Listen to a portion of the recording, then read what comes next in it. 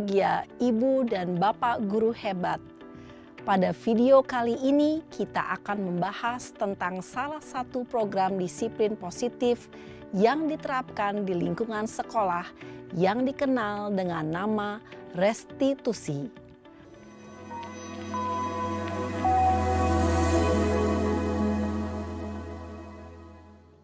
Restitusi dikembangkan oleh pakar pendidikan Diane Gosson, berlandaskan pada teori kontrol Dr. William Glasser. Segitiga restitusi adalah suatu proses dialog yang dijalankan oleh guru atau orang tua agar dapat menghasilkan murid yang mandiri dan bertanggung jawab. Pada saat guru di posisi manajer, aspek yang dikembangkan pada murid adalah motivasi intrinsik, sehingga penanaman nilai-nilai kebajikan dapat tumbuh dan berkembang menjadi suatu kebiasaan positif yang akhirnya membentuk karakter murid. Proses dialog ini terdiri dari 3 langkah yang digambarkan pada ketiga sisi pada segitiga restitusi. Sisi pertama adalah menstabilkan identitas. Sisi yang kedua adalah validasi tindakan yang salah. Dan sisi yang ketiga adalah menanyakan keyakinan. Ibu dan Bapak guru, berikut ini akan ditunjukkan bagaimana seorang guru berada dalam posisi manajer menggunakan penerapan segitiga restitusi.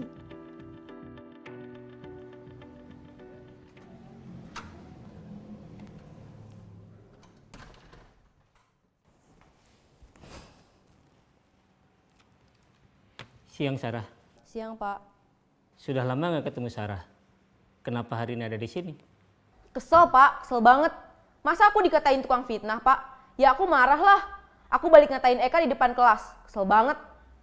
Oh, begitu. Ya pasti kamu marah dan kesal. Bapak juga akan marah apabila ada yang menuduh Bapak seperti itu.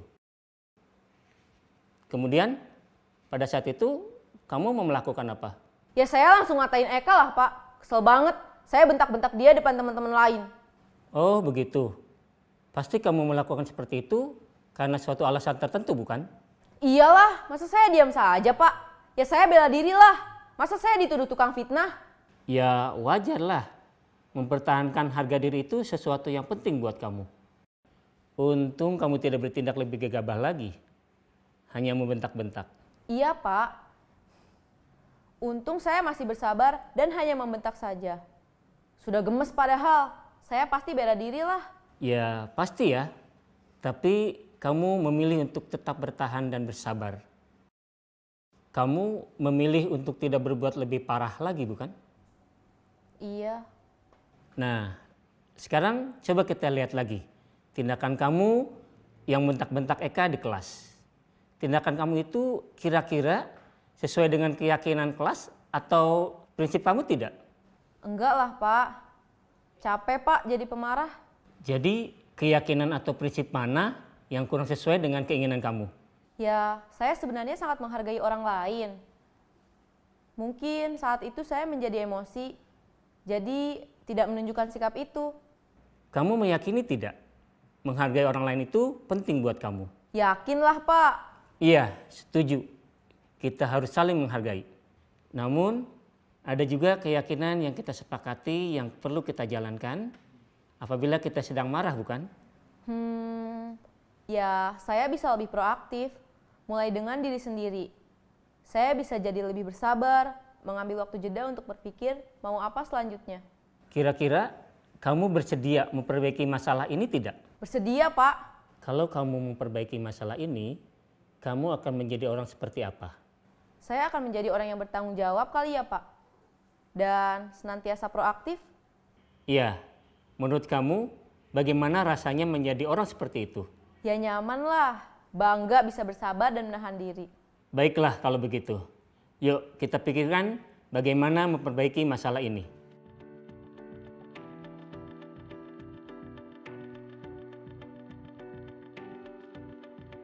Ibu dan Bapak guru hebat, baru saja kita menyaksikan contoh bagaimana seorang guru berada dalam posisi manajer menggunakan penerapan segitiga restitusi. Mari kita bahas satu persatu. Pada sisi pertama, menstabilkan identitas berdasarkan pada prinsip bahwa membuat kesalahan adalah bagian dari proses pembelajaran. Sisi pertama dari segitiga ini berperan menggeser identitas murid dari identitas gagal ke identitas sukses. Murid yang sedang bertingkah laku yang tidak pantas atau menarik diri saat itu sedang mengalami identitas gagal. Bila kita mengkritiknya, maka posisinya tidak akan berubah. Kita bisa mengajukan pernyataan-pernyataan ini. 1. Membuat kesalahan sesuatu yang wajar. 2. Manusia tidak ada yang sempurna. 3. Kita bisa memperbaiki masalah ini. 4. Saya tidak menanyakan kesalahannya. Saya lebih fokus bagaimana memperbaiki masalah ini. 5. Apakah saat ini kamu tengah menjadi orang yang baik untuk dirimu sendiri? Pada sisi kedua, validasi tindakan yang salah berlandaskan pada prinsip bahwa setiap perilaku berupaya memenuhi suatu kebutuhan tertentu. Guru yang telah memahami teori kontrol akan bergeser dari pemikiran stimulus respon menjadi proaktif dan mencoba untuk mengenali tujuan dari perilaku murid. Mengenali dan mengakui kebutuhan murid ini dapat memperbaiki hubungan dengan murid tersebut. Pernyataan atau pertanyaan bisa disampaikan dengan nada suara tidak menghakimi atau memojokkan, sehingga dapat mengembalikan murid pada posisi positif. 1. Kamu bisa saja bertindak lebih gegabah lagi dari ini. 2. Kamu bukan melakukannya tanpa suatu alasan tertentu. 3. Kamu melakukannya karena mempertahankan sesuatu yang penting bagimu. 4. Mungkin kamu bisa mempelajari suatu perilaku baru yang lebih efektif. Bersediakah kamu mempelajarinya? Selanjutnya, kita akan simak sisi terakhir, yaitu menanyakan keyakinan. Teori kontrol menyatakan bahwa pada dasarnya kita termotivasi secara intrinsik.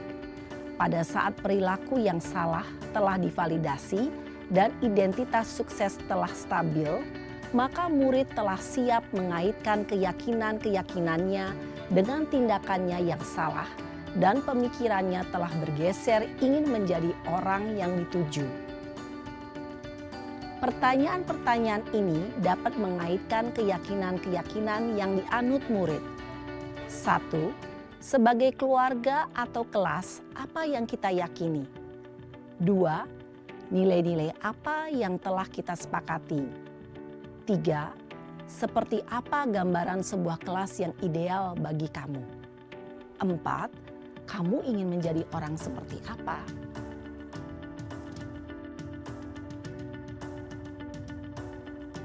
Dalam menerapkan segitiga restitusi, perlu diperhatikan beberapa hal, yaitu 1. Perilaku yang salah perlu dikaitkan dengan nilai-nilai atau keyakinan-keyakinan yang telah disepakati atau dituju.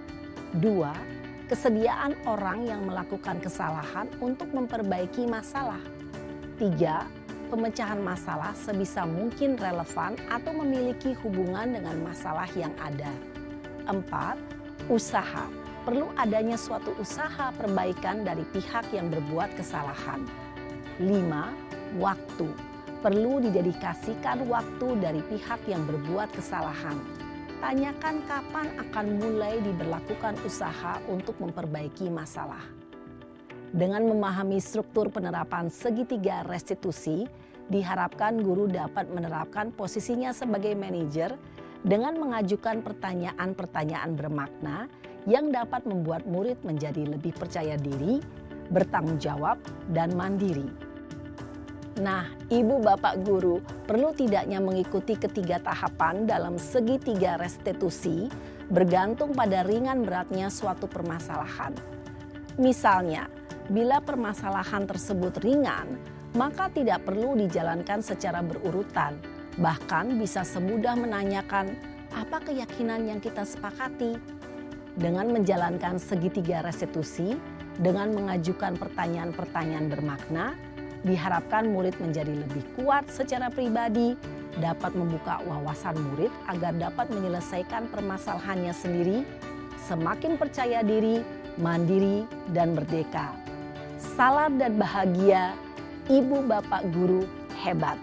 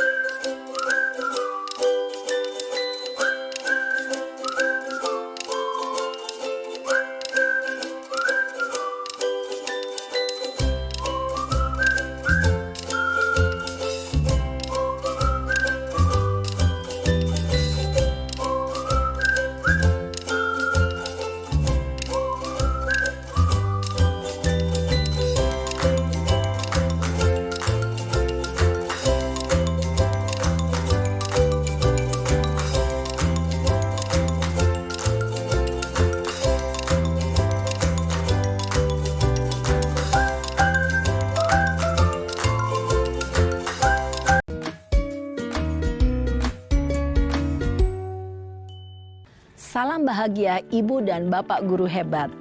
Dalam penerapan disiplin positif restitusi, salah satu program yang dikembangkan adalah 5 posisi kontrol. 5 posisi kontrol dalam restitusi adalah proses perjalanan seorang pendidik agar dapat mengenali dirinya. Pada video kali ini, kita akan membahas tentang 5 posisi kontrol yang dikembangkan oleh Diane Gosson dan contoh penerapannya.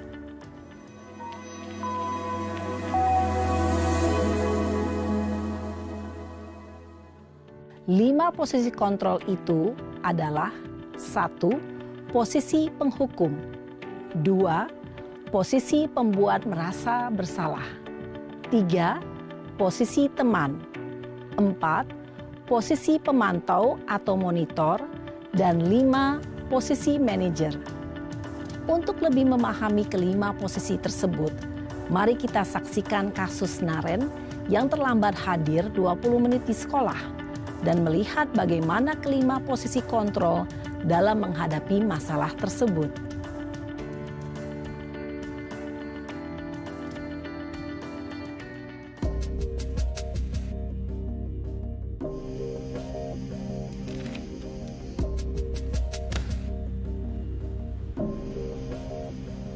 Naren!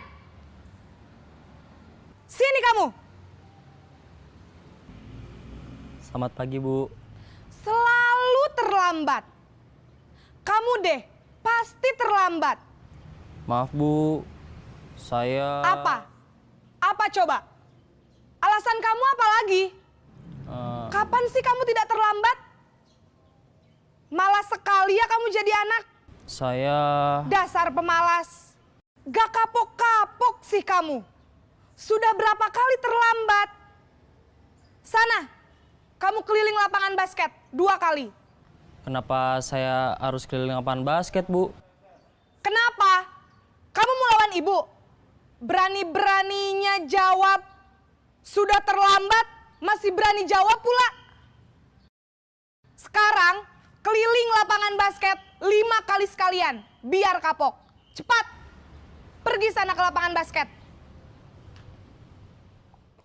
Posisi penghukum biasanya berbicara dengan nada tinggi, menghardik, menunjuk-nunjuk, menyakiti, dan menyindir.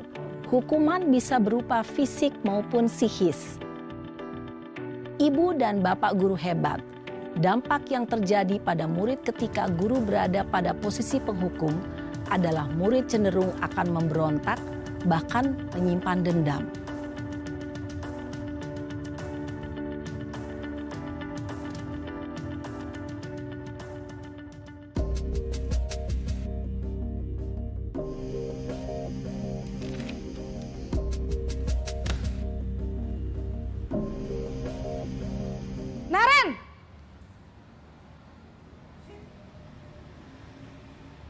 Selamat pagi, Bu. Naren! Naren, kamu kenapa terlambat lagi, Nak?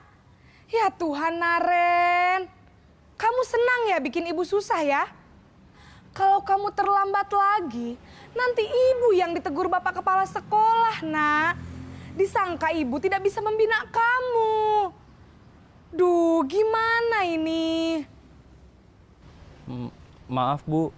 Duh, Gusti Naren. Kamu suka ya kalau ibu ditegur bapak kepala sekolah? Terus, sekarang ibu harus tulis apa ini di buku absen? Ini kamu sudah sering terlambat loh. Ibu harus apa coba?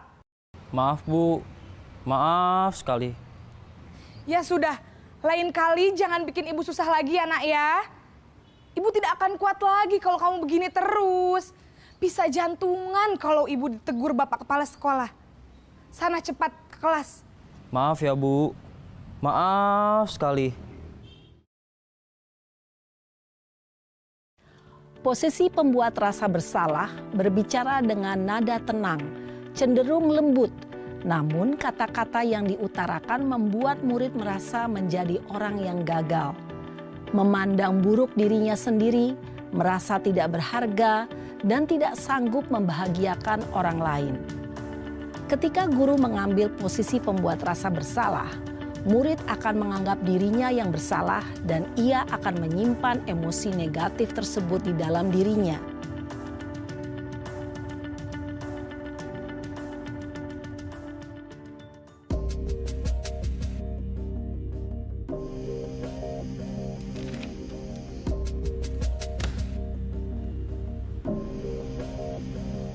Naren!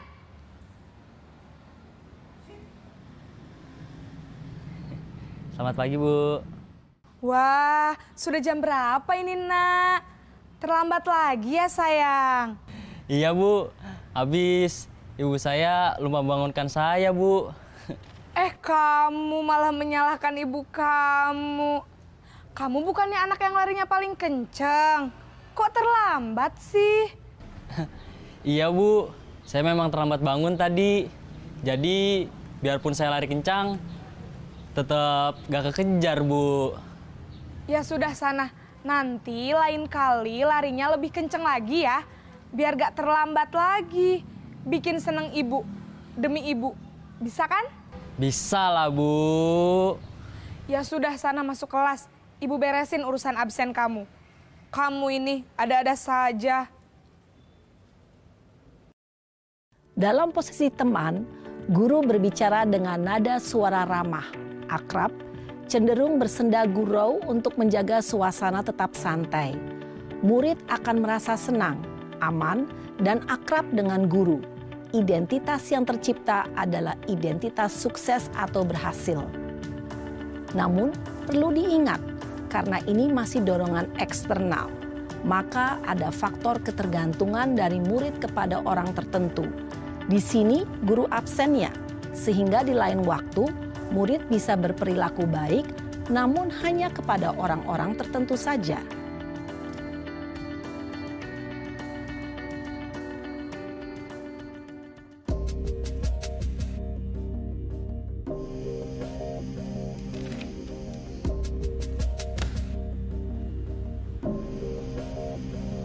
Naren!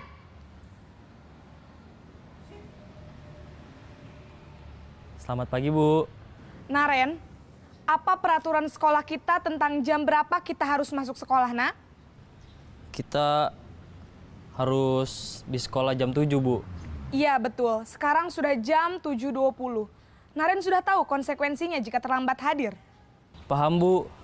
Saya harus tinggal kelas pas jam istirahat selama 20 menit. Iya, benar. Konsekuensinya demikian.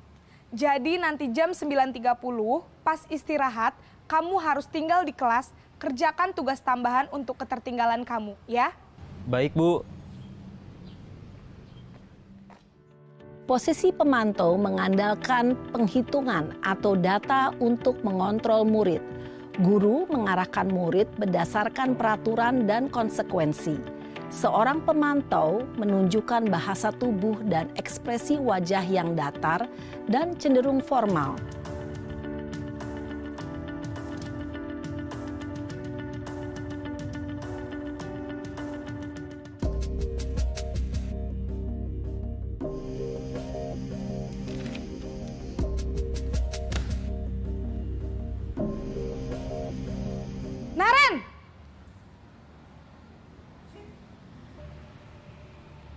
Selamat pagi, Bu. Selamat pagi, Naren. Maaf, Bu. Saya terlambat.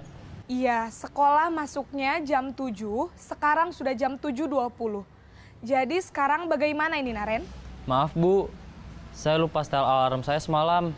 Baiklah, menurut kamu, keyakinan sekolah yang mana yang perlu kamu tingkatkan?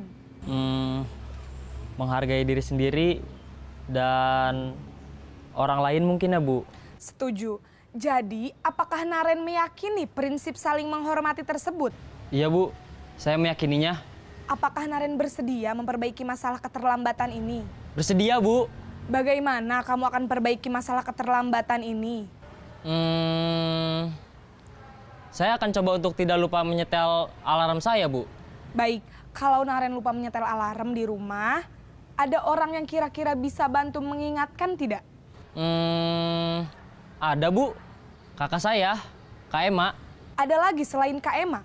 Selain Kak Ema, ada ibu saya. Baik, jadi yang mengingatkan Naren adalah Kak Ema dan ibu kamu ya?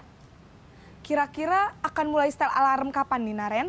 Setelah pulang sekolah, akan segera saya lakukan. Baik, jadi Naren akan setel alarm untuk bangun besok pagi dan akan diingatkan oleh kakak dan ibunda Naren ya. Ada lagi yang mungkin perlu dilakukan, Naren? Agar tidak terlambat bangun lagi. Tidak ada, Bu. Baik, Naren. Terima kasih untuk kerjasama kamu. Sekarang kamu perlu kembali ke kelas untuk belajar. Baik, Bu. Terima kasih. Posisi manajer adalah posisi kontrol yang disarankan untuk membimbing murid memiliki sikap disiplin yang positif, yaitu murid yang mandiri, bertanggung jawab, dan dapat memecahkan masalah. Tujuan dari posisi ini adalah agar murid dapat berefleksi atas tindakannya. Guru akan dengan tulus memberikan pertanyaan-pertanyaan bermakna, sehingga membuat murid dapat belajar dari kesalahannya dan mencari sebuah solusi untuk menyelesaikannya. Ibu dan bapak guru hebat, setelah mengamati adegan kelima posisi kontrol tadi, kira-kira posisi mana yang paling ideal? Posisi mana yang dapat menunjang motivasi intrinsik murid? Ya, tentu posisi manajer. Posisi ini memang posisi ideal yang ingin dituju setiap pendidik. Pada posisi inilah, guru dapat menerapkan disiplin positif yang berpihak pada murid, yang memerdekakan murid. Perjalanan seorang pendidik tentunya tidak mudah untuk sampai pada posisi seorang manajer. Namun, tujuan kita pasti, yaitu menciptakan murid-murid yang mandiri, merdeka, dan bertanggung jawab.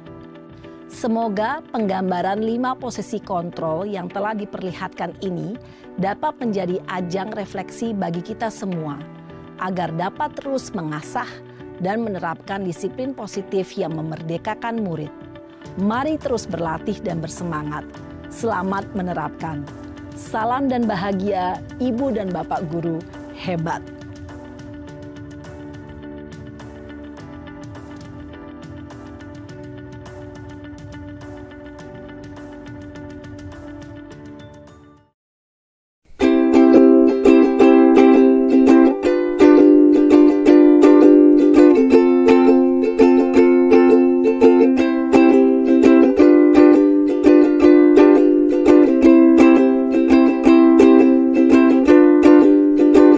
Kami hormati terkait apa yang sudah saya japri ke Bapak Ibu bahwa pelan-pelan kita berlakukan di sekolah kita.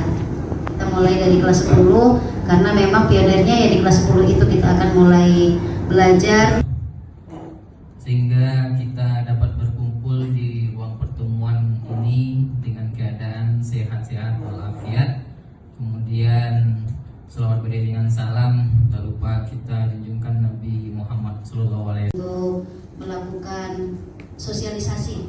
Sosialisasi ini harapannya nanti akan kita terapkan di kelas, khususnya yang di kelas 10-nya terlebih dahulu. Mudah-mudahan nanti kelas 11 dan 12 juga bisa mengikuti.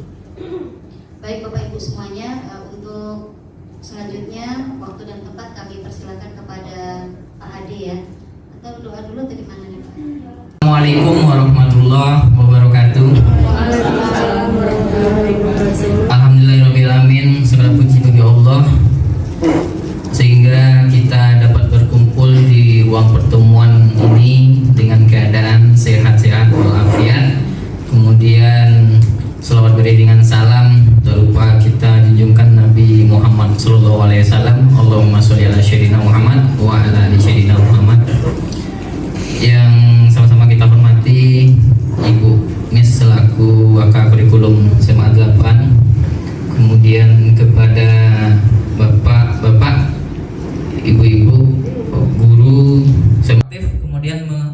yang menganalisis tujuan dari tindakan. Nah, kemudian menanyakan keyakinan. Di sini kita menanyakan murid diberi pertanyaan-pertanyaan yang bermakna untuk memunculkan motivasi secara intrinsik dan mampu mengaitkan keyakinan dengan tindakan yang salah.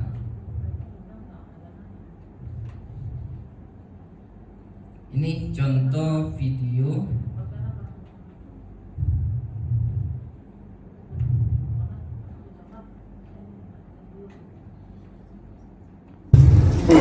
Sehingga kita dapat berkumpul di ruang pertemuan ini dengan keadaan sehat-sehat walafiat. Kemudian selawat beriringan salam, tak lupa kita junjungkan Nabi Muhammad SAW. Allahumma sholli ala sayyidina Muhammad wa ala ali sayyidina Muhammad. Yang sama-sama kita hormati Ibu Miss selaku Waka Kurikulum SMA 8. Kemudian kepada Bapak-bapak, Ibu-ibu, guru SMA. Budaya positif insyaallah akan kami presentasikan sama Bu Neta. Ini adalah sharing kemudian berbagi ya Bapak Ibu, karena kami juga baru belajar juga sama Bu Neta dan pas momennya kita mensosialisasikan. Setelah itu nanti baru kita simulasikan lah nanti. Yang pertama itu adalah disiplin positif, kemudian nilai-nilai kebajikan universal, teori motivasi, hukuman penghargaan restitusi, keyakinan kelas, restitusi, 5 posisi kontrol, dan restitusi segitiga atau segitiga restitusi. Yang pertama itu adalah keyakinan kelas, yang kedua restitusi atau 5 posisi kontrol kita sebagai seorang guru, kemudian segitiga restitusi.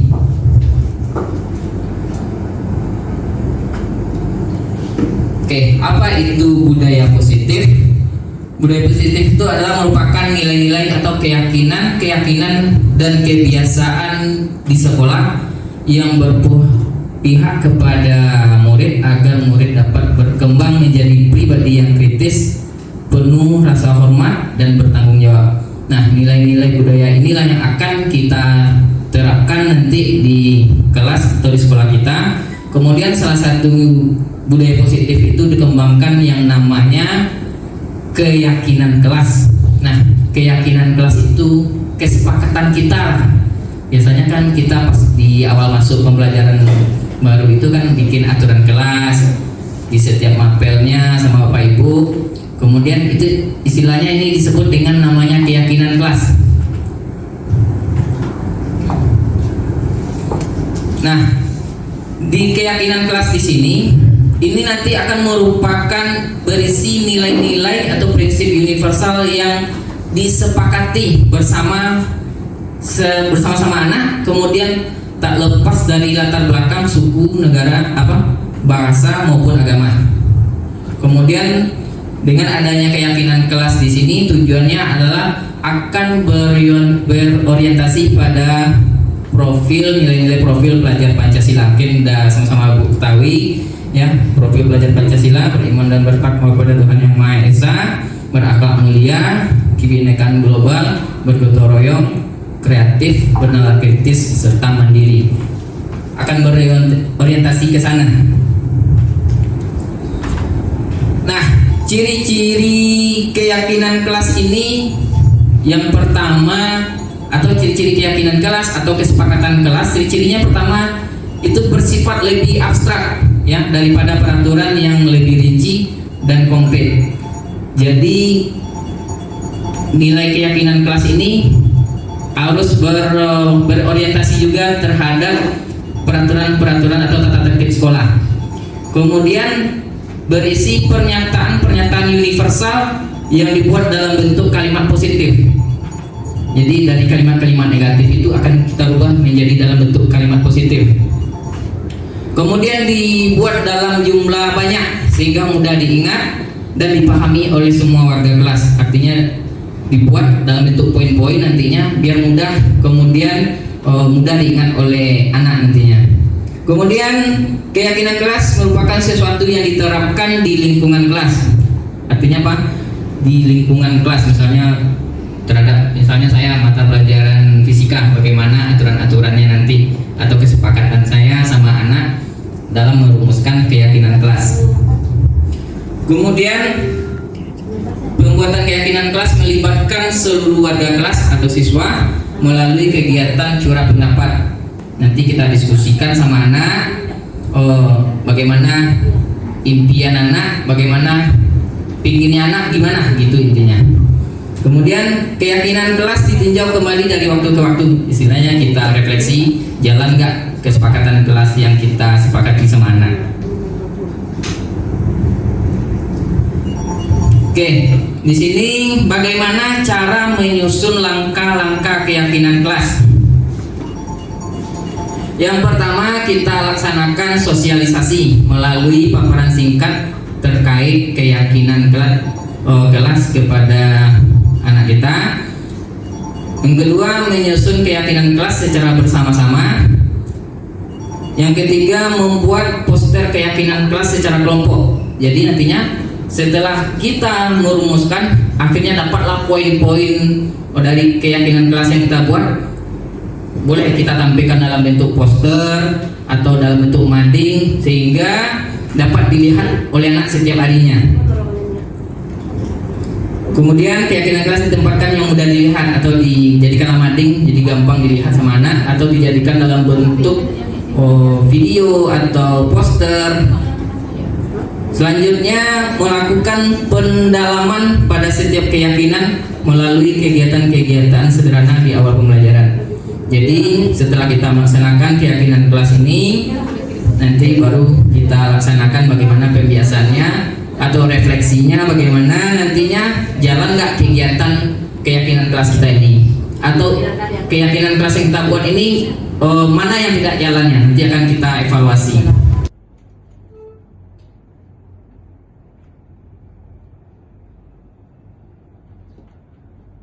Namanya tadi keyakinan kelas, nanti di sesi terakhir nanti kita akan mensimulasikannya bagaimana caranya nanti.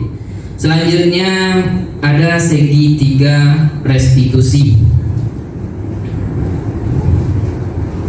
Nah, segitiga restitusi di sini adalah proses menciptakan kondisi bagi murid untuk memperbaiki kesalahan mereka sehingga mereka bisa kembali pada kelompok mereka dan karakter yang lebih kuat. Apa langkah-langkah segitiga restitusi?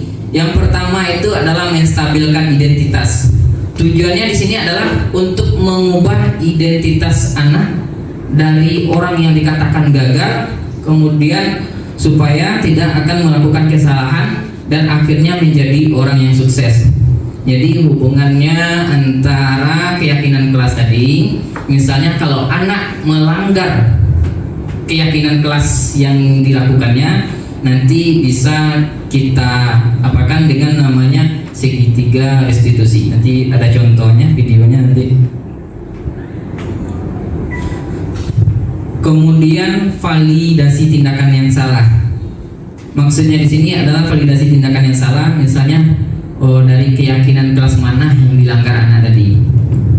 Misalnya dia siswa ini tidak bertanggung jawab. Nanti kita tanyakan, kira-kira menurut kamu keyakinan kelas mana yang kamu langgar? Kalau apabila siswa tadi melanggar keyakinan aturan yang kita sepakati tadi. Kemudian tujuannya adalah untuk mengubah pandangan dari teori stimulus, kemudian yang menganalisis tujuan dari tindakan. Nah, kemudian menanyakan keyakinan. Di sini kita menanyakan, murid diberi pertanyaan-pertanyaan yang bermakna untuk memunculkan motivasi secara intrinsik dan mampu mengaitkan keyakinan dengan tindakan yang salah.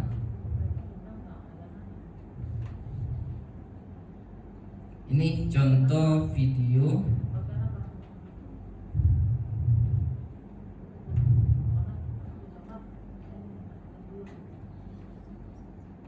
Tak lepas dari latar belakang suku, negara, bahasa maupun agama. Kemudian dengan adanya keyakinan kelas di sini tujuannya adalah akan berorientasi pada nilai-nilai profil pelajar Pancasila dan oleh guru atau orang tua agar dapat menghasilkan dalam suatu proses dialog yang dijalankan oleh guru atau orang tua agar dapat menghasilkan murid yang mandiri dan bertanggung jawab. Pada saat guru di posisi manajer, aspek yang dikembangkan pada murid adalah motivasi dengan nada tenang.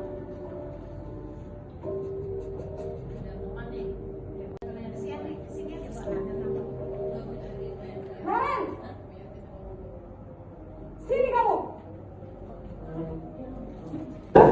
Kamu bersedia memperbaiki masalah ini tidak? Bersedia, Pak. Kalau kamu memperbaiki masalah ini, kamu akan menjadi orang seperti apa? Saya akan menjadi orang yang bertanggung jawab kali ya, Pak. Dan senantiasa proaktif. Iya. Menurut kamu, bagaimana rasanya menjadi orang seperti itu? Ya nyaman lah.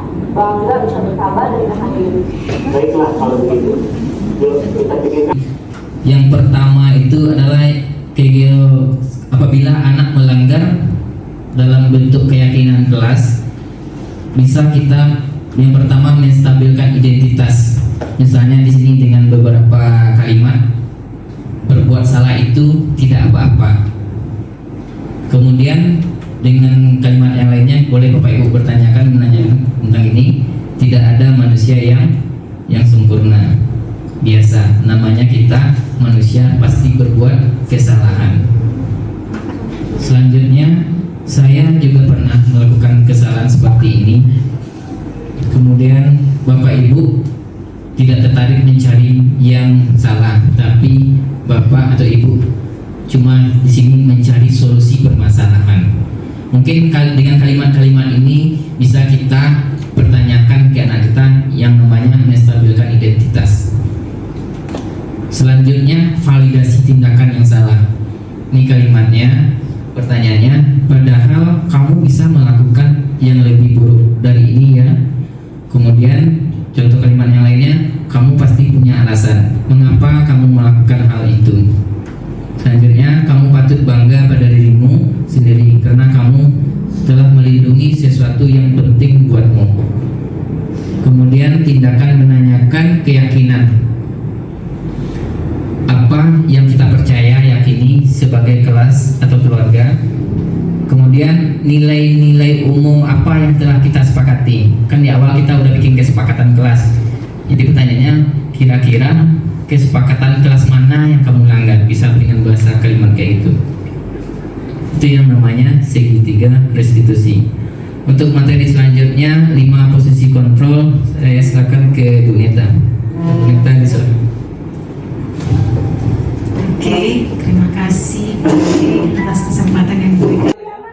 Saya Dasar pemalas. Gak kapok-kapok sih kamu. Sudah berapa kali terlambat? Sana, kamu keliling lapangan basket 2 kali. kenapa saya selamat pagi Bu. Selamat pagi, Naren. Maaf Bu, saya terlambat.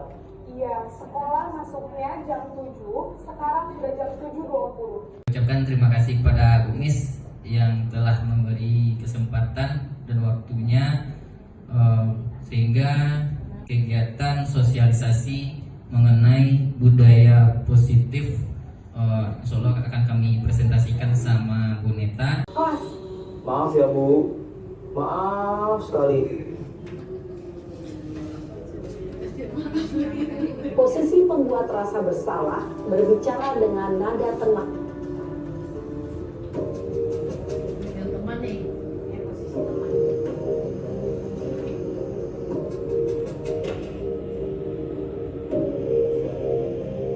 Naren!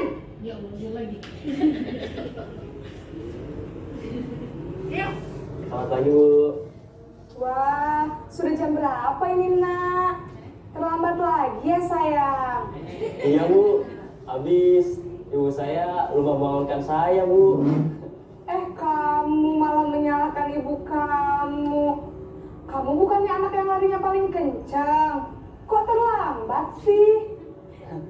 Iya Bu, saya memang terlambat bangun tadi.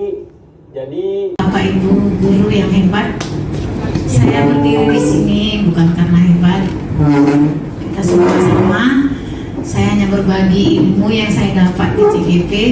Mudah-mudahan ini bisa memotivasi rekan-rekan semua untuk ikut bergabung di CGP. Karena itu sangat bagus dan akan mengubah mindset kita dalam mengarahkan ataupun membimbing dan menuntun anak-anak kita. Oke, tanpa panjang lebar lagi, 5 posisi kontrol ini termasuk tadi budaya positif yang kita terapkan di sekolah. Yang bagian saya yaitu 5 posisi kontrol. Jadi ketika anak kita itu melakukan pelanggaran, yang mana pelanggaran yang telah disepakati tadi, keyakinan kelas yang kita bentuk.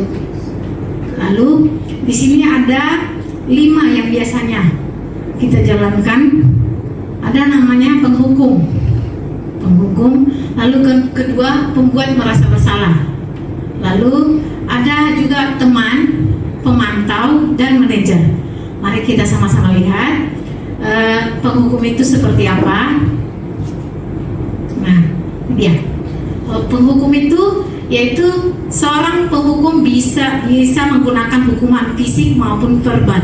Nah, kita guru sering ya, kalau kita lihat anak-anak kita melakukan pelanggaran, kita langsung menghukum mereka lewat kata-kata kita mungkin yang kasar, lewat mungkin ada hukuman lain, entah apa, mungkin ibu udah tahu ya hukuman yang sering kita buat kepada anak-anak. Nah, di sini berarti posisi kita penghukum. Saya juga gitu, awal-awal sering menghukum anak-anak kalau tidak sesuai dengan aturan yang kita buat. Jadi yang kedua, pembuat merasa bersalah. Posisi ini biasanya guru akan bersuara lembut, bisa seperti ini, ungkapan kata-katanya. Nak, kamu itu melakukan kesalahan, Nak. Kamu gak kasihan ya sama ibu? Coba kalau kamu salah gitu, nanti ibu yang dimarahi sama kepala sekolah. Bagaimana nanti pandangan teman-teman ibu ke ibu? Nah, ungkapan yang seperti itu yang membuat merasa bersalah sama anak. Nanti ada efek dan hasil jangka panjangnya terhadap anak tersebut. Oke. Lalu selanjutnya teman. Guru pada posisi ini tidak akan menyakiti murid, namun akan tetap berupaya mengontrol murid melalui persuasi. Posisi teman pada guru bisa negatif ataupun positif. Kadang-kadang saya juga pernah mempraktekkan ini, menjadi teman sama anak. Woi, kamu itu salah. Itu gimana ini? Terus anak itu, alah itu aja pun bu, nggak apa-apa itu. Pastikan gitu anak-anak. Kalau kita udah menghukum mereka atau memberi arahan dengan sebagai teman, kadang-kadang tingkah anak itu makin melunjak. Iya kan Bapak Ibu? Biasanya, nah ini posisi di teman ini. Jadi efeknya bisa jadi positif, bisa negatif. Kalau posisi sebagai teman, ketika kita memproses anak melakukan pelanggaran. Lalu yang selanjutnya, pemantau. Posisi pemantau ini kita mengawasi tingkah laku anak itu lewat pelanggaran-pelanggaran yang dibuat. Terus bisa ungkapan seperti ini ya Bapak Ibu. Saya lihat kamu itu Erni udah beberapa bulan ini sering telat, sering ini gak mengerjakan tugas.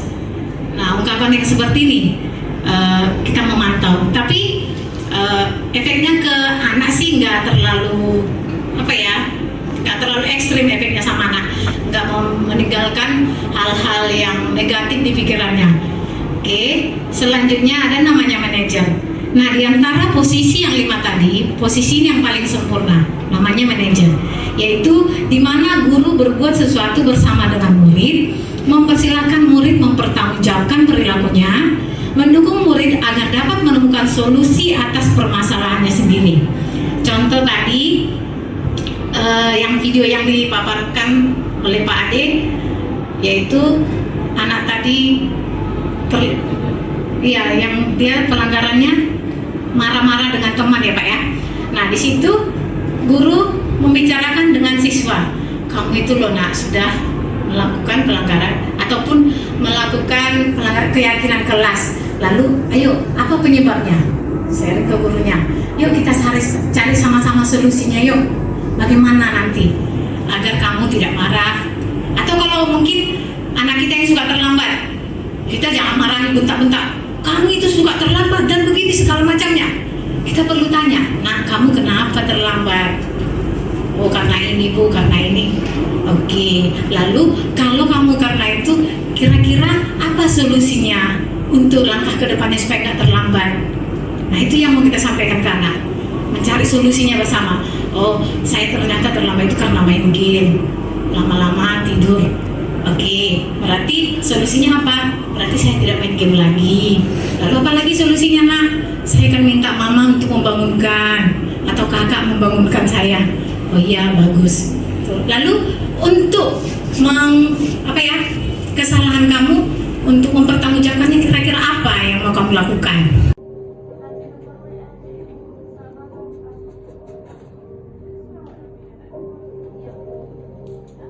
Terlambat masih berani jawab pula.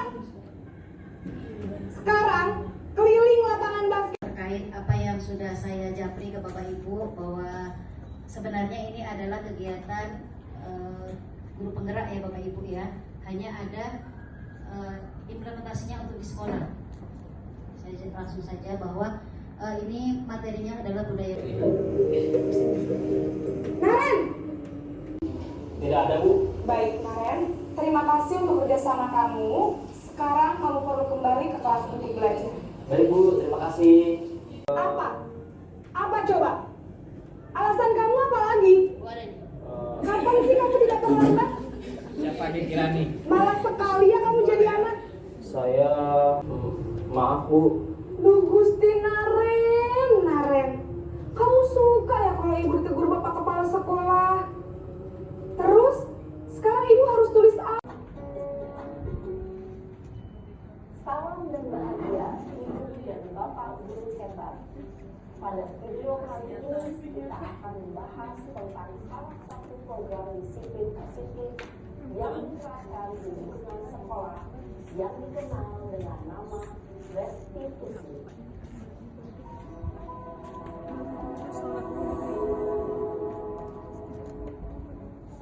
Ibu beresin urusan absen kamu. Kamu ini ada saja.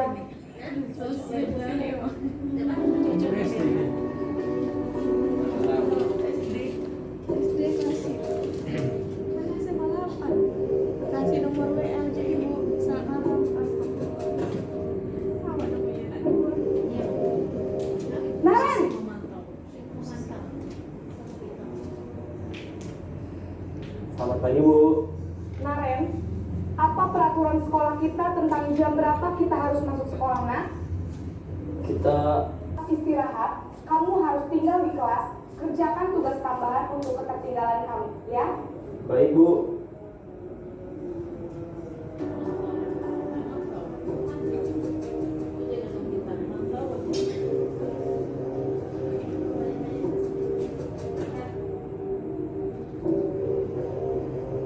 Naren!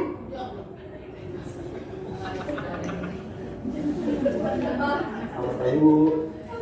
Selamat pagi, Naren. Maaf, Bu. Saya terlambat.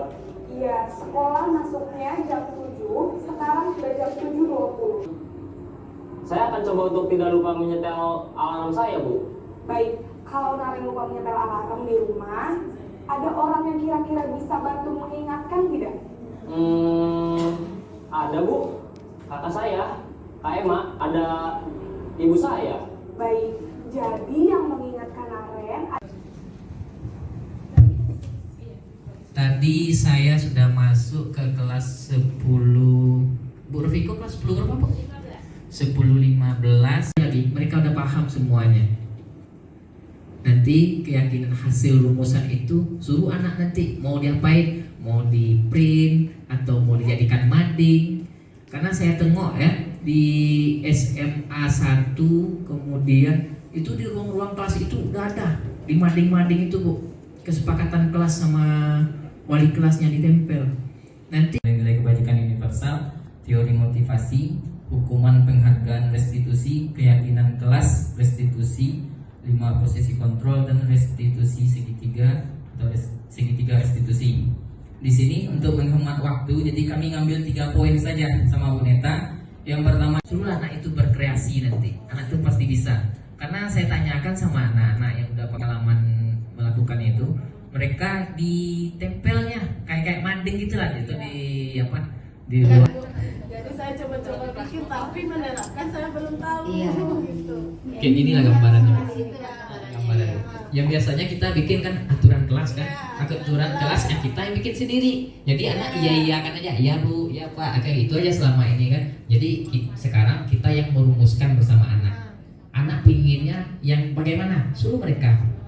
Nanti baru kita akan di depan. Jadi di sini hanya keyakinan kelas atau ada judul lainnya keyakinan atau harapan kelas atau gimana nih Pak? Keyakinan kelas. Ada yang buat itu dia mau kelas yang bersih dan indah itu oke. Kepada impian yang tadi itu ya. Lalu peduli terhadap sesama. Lalu ada juga yang tidak piket diberi denda. Nah, ada juga saling menghargai dan menjaga kekompakan di kelas. Kelas selalu bersih dan rapi. Kelas yang bebas sampah. Berperilaku sopan, saling menghargai. Oke, kita kelompokkan dulu. Kalau yang saling menghargai di sini ada berapa nih yang dijawab dengan saling menghargai sama. Oke. Lalu peduli terhadap teman itu termasuk ya nak ya, ke saling menghargai ya. Oke, bisa ditulis sekretaris saling menghargai. Tadi kan kita menggunakan kata-kata negatif, tidak boleh ini. Ada yang buat itu dia mau kelas yang bersih dan indah itu oke. Kepada impian yang tadi itu ya. Lalu peduli terhadap sesama. Lalu ada juga yang tidak piket diberi denda. Nah, ada juga saling menghargai dan menjaga kekompakan di kelas. Kelas selalu bersih dan rapi. Kelas yang bebas sampah. Berperilaku sopan, saling menghargai. Oke, kita kelompokkan dulu. Kalau yang saling menghargai di sini ada berapa nih yang dijawab dengan saling menghargai sama. Oke. Lalu peduli terhadap teman itu termasuk ya nak ya, ke saling menghargai ya. Oke, bisa ditulis sekretaris saling menghargai. Tadi kan kita menggunakan kata-kata negatif, tidak boleh ini ya. Ada yang buat itu dia mau kelas yang bersih dan indah itu oke. Kepada impian yang tadi itu ya. Lalu peduli terhadap sesama. Lalu ada juga yang tidak piket diberi denda. Nah, ada juga saling menghargai dan menjaga kekompakan di kelas. Kelas selalu bersih dan rapi. Kelas yang bebas sampah. Berperilaku sopan, saling menghargai. Oke, kita kelompokkan dulu. Kalau yang saling menghargai di sini ada berapa nih yang dijawab dengan saling menghargai sama. Oke. Lalu peduli terhadap teman itu termasuk ya nak ya, ke saling menghargai ya. Oke, bisa ditulis sekretaris saling menghargai. Jadi semua. Poin yang kedua nih Bu. Iya, yang kedua tanggung jawab ya Pak ya. Ya, Pak. Oke, kita buat di sini. Lalu ada ini ulangan tidak mendadak. Ini apa nak kita buat kira-kira? Ulangan tidak mendadak ini.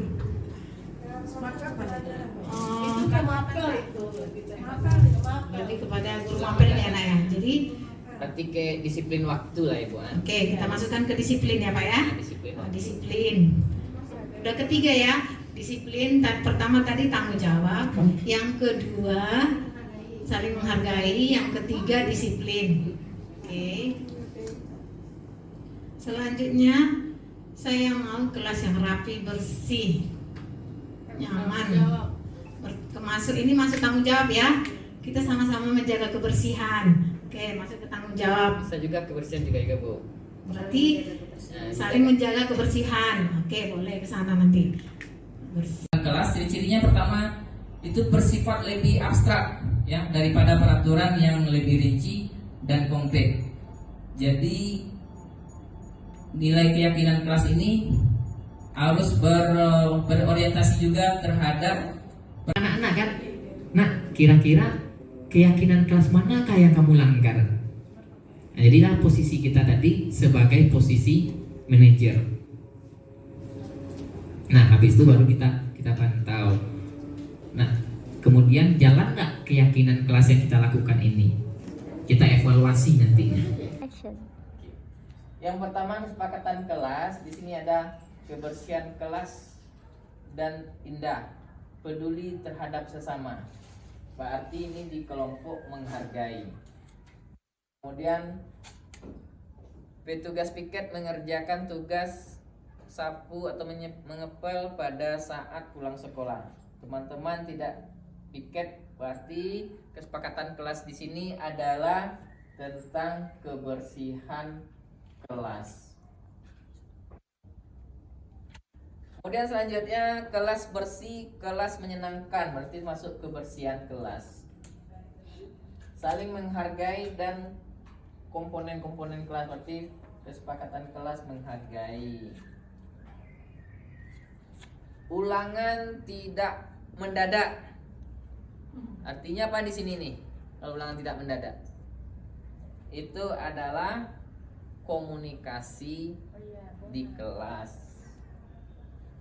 Oke, itu aja. Jadi kesimpulannya keyakinan kelas yang kita bikin, yang pertama menghargai, kemudian yang kedua kebersihan kelas, ketiga Pak Ade, sedikit Pak Ade, tadi saya sudah mencoba di kelas membuat 5 poin tentang kesepakatan kelas. Cuman saya tidak membagikan ke siswa yang ini, hanya saya yang membuat gitu. Tapi mereka ya setuju-setuju aja gitu. kalau Tapi sebaiknya siswa yang buat ya. Tapi ya karena baru berdasarkan ya, makanya tujuan saya sama Bu Miss tadi, makanya kegiatan ini agak lebih awal gitu. Tanya lagi Pak Ade, terus ini nanti untuk itu hanya sebagai profil di, misalnya kan ada Instagram kelas gitu atau media-media sosial kelas, atau hanya untuk dipajangkan begitu aja di media sosial, atau kita pajangkan di kelas, kita bikin seperti gambar atau apa, kan saya belum paham juga ini gitu. Jadi pengen tahu kayak mana ke depannya, apa yang harus saya bikin di kelas saja. Ya Bu, nanti Mau pulang cepat juga. ini hanya sekilas ruangannya aja, bukan untuk Iya. depannya ya. Enggak. Nanti- Tapi yang pasti ini yang akan gambaran simulasi ceritanya kita nanti akan kita praktekkan di dalam kelas. Dalam kelas kita masing-masing, apalagi yang wali kelas ya. Guru bidang studi juga bisa membuat ini keyakinan kelas di kelas yang lainnya ketika masuk. Sebenarnya kita sudah melakukan juga Bapak Ibu. Mungkin nggak Bapak Ibu sadari nih. Biasanya kalau kita mulai pembelajaran di awal lah, guru lah ya, kita kan membuat kesepakatan sama siswa nih, aturan main pembelajaran kita itu kurang lebih seperti itu. Hanya yang pasti aturan itu kan disepakati siswa dan disepakati oleh guru gitu. Jadi nggak sepihak, saya maunya begini nih gitu, tapi kita tawarkan juga ke siswa kan, ibu maunya kalian proaktif di kelas, kira-kira setuju atau tidak, itu kan satu itu. Jadi berarti kesepakatan kelas sudah dapat satu, proaktif gitu. Kedua mungkin siswa mintanya gurunya senyum terus, siswa kan minta tuh kita balikkan lagi ke kita gitu kan, atau mungkin lah siswa kan, ibu maunya kalian proaktif di kelas, kira-kira setuju atau tidak, itu kan satu itu. Jadi berarti kesepakatan kelas sudah dapat satu, proaktif gitu. Kedua mungkin siswa mintanya gurunya senyum terus, siswa kan minta tuh kita balikkan lagi ke kita gitu kan, atau mungkin lah senyum terus gitu kan. Jadi yang sekiranya kesepakatan-kesepakatan yang bisa kita gunakan juga di pembelajaran, dan juga kalau untuk wali kelas mungkin lebih ke kelas juga. aktif, kemudian yang menganalisis tujuan dari tindakan. Nah, kemudian menanyakan keyakinan. Di sini kita menanyakan, murid diberi pertanyaan-pertanyaan yang bermakna untuk memunculkan motivasi secara intrinsik dan mampu mengaitkan keyakinan dengan tindakan yang salah.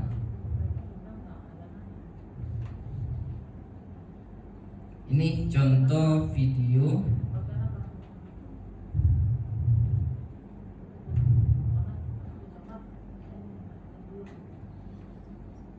Kalau mau yang seperti diimpikan dalam kelas ini, kira-kira kita harus buat aturannya agar itu tercapai.